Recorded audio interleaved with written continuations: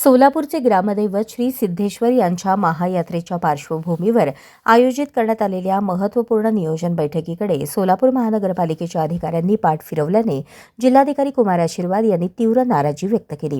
महापालिकेचा एकही जबाबदार अधिकारी उपस्थित न राहिल्याने अखेर ही बैठक रद्द करण्यात आली।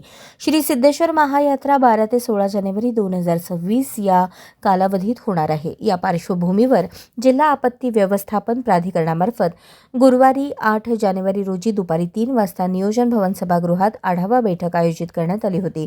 मात्र बैठक सुरू होऊन अर्धा तास उलटूनही महापालिकेचे अतिरिक्त आयुक्त, उपायुक्त तसेच इन्सिडेंट कमांडर तथा नगर अभियंता सारिका अकुलवार यांच्यासह कोणताही जबाबदार अधिकारी उपस्थित झाला नाही।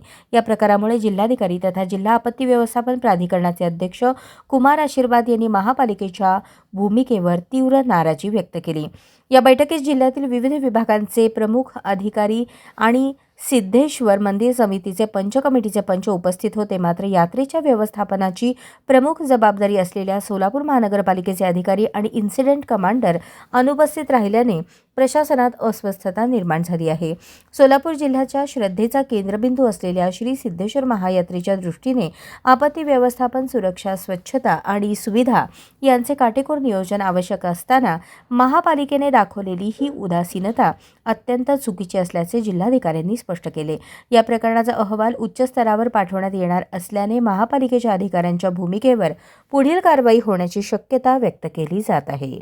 अशाच नवनवीन अपडेटसाठी जनता राज्य न्यूज चॅनलला सबस्क्राईब करा, लाईक करा आणि शेअर करायला विसरू नका।